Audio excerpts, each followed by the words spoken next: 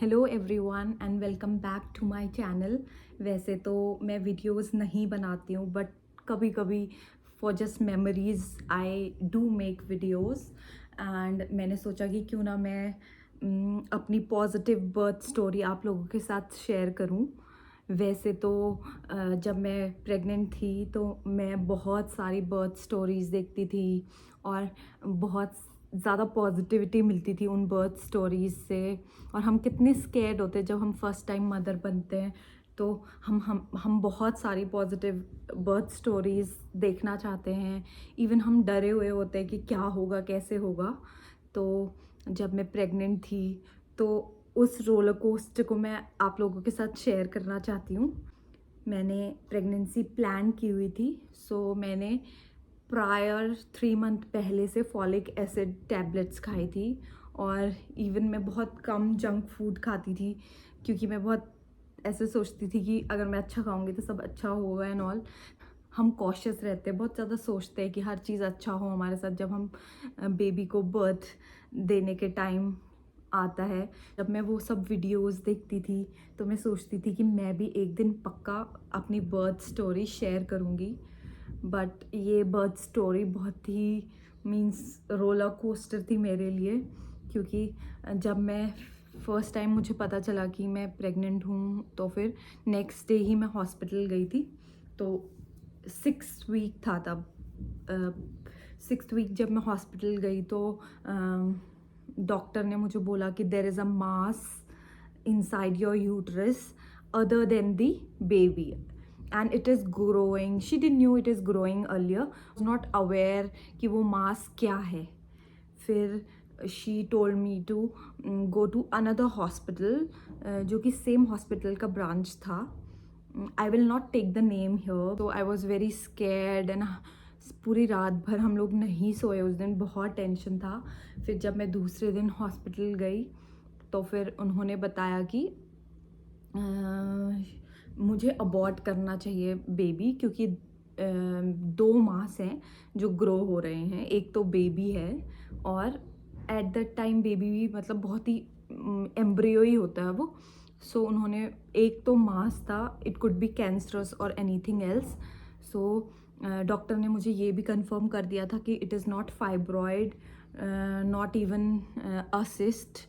सब जगह सर्च किया मैंने, सारी जगह, यूट्यूब, गूगल, सब जगह सर्च किया हमने।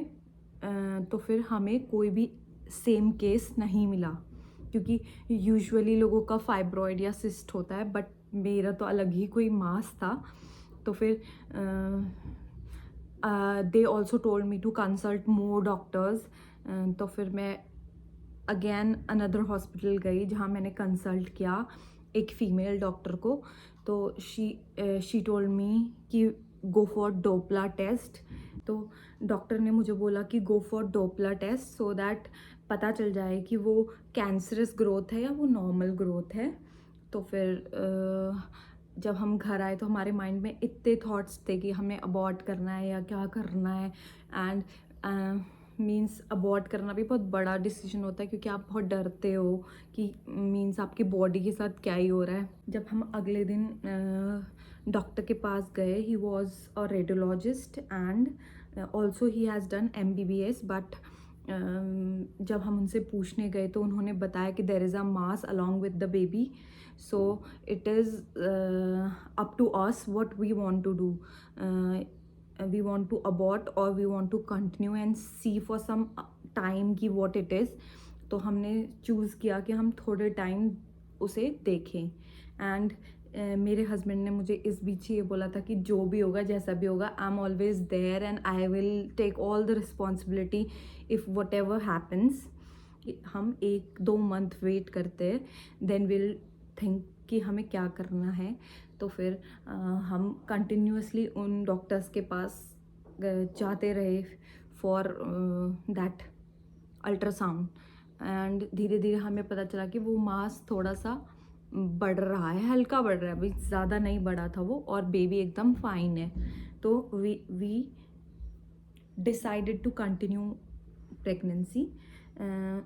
I'll also share the reports with you और मैं इतना डर गई थी कि मैंने सारे प्लेटफॉर्म्स में सर्च किया था उस चीज़ के बारे में। इवन पूरा गूगल मैंने रात रात पढ़ पढ़ के देखा था कि क्या होता है क्या नहीं होता है। और इवन मैंने कोरा करके जो साइट है उसमें क्वेश्चन डाला था कि किसी का ऐसा सिमिलर केस हुआ है तो डू कॉन्टैक्ट मी। एंड कोई एक फॉरेनर ने मुझे कांटेक्ट भी किया था related to that same issue, but she had something different. तो फिर ये जो रिपोर्ट है मैं आपको दिखाऊंगी अभी।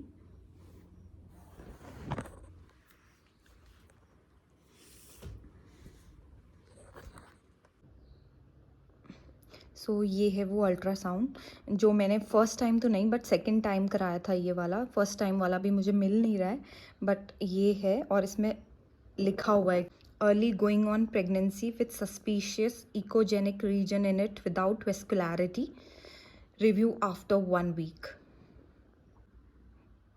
Here you can see that mass in amniotic cavity, and even they were confused whether it is an umbilical cord or where it is. They were not knowing the origin of it,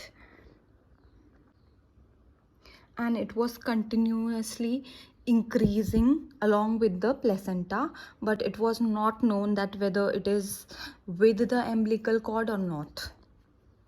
I have just shared with you the report, और मैंने ये news बहुत कम लोगों से share की थी, और उसमें से मेरी एक दोस्त डॉक्टर है उससे भी शेयर की थी, and she was like it is up to you whether you want to continue or not.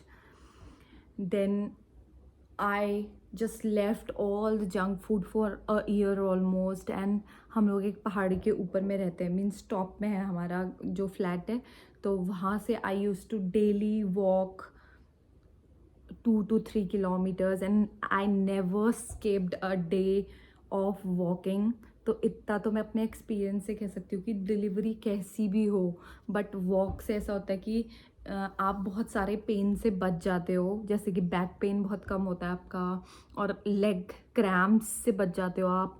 मैंने अपनी प्रेगनेंसी में कभी भी लेग क्रैम्प नहीं फेस किया, ना ही हल्का हल्का मुझे बैक पेन होता था, बट उसके अलावा मेरी प्रेगनेंसी बहुत ही स्मूथ रही हुई है।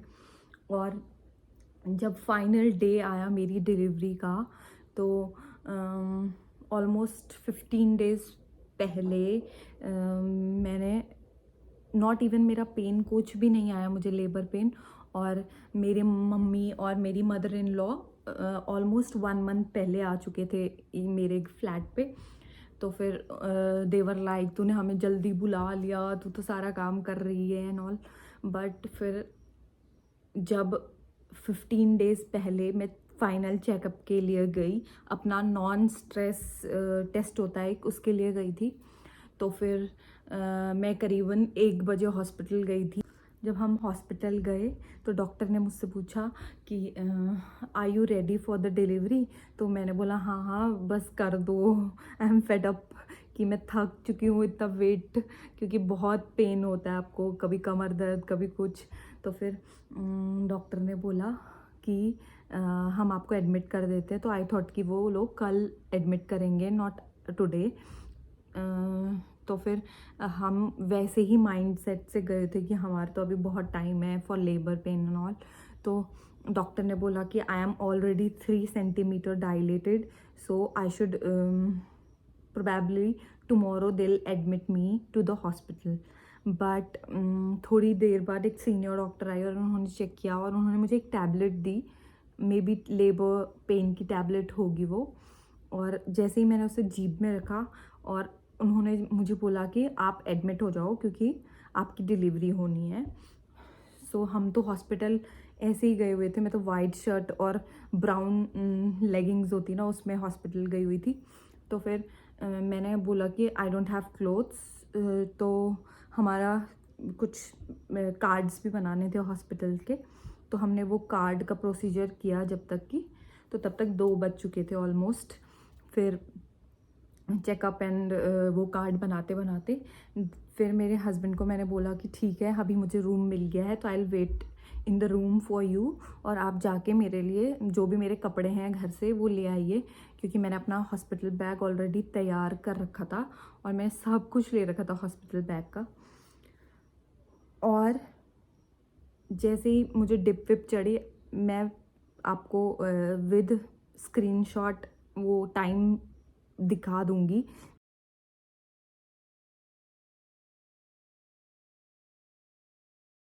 जिसमें कि मैंने अपनी सेल्फीज़ एंड ऑल ले रही हूँ, क्योंकि मुझे कोई लेबर पेन नहीं हो रहा था। और मैं वीडियोस बनाने लगी फॉर माय मेमोरीज़।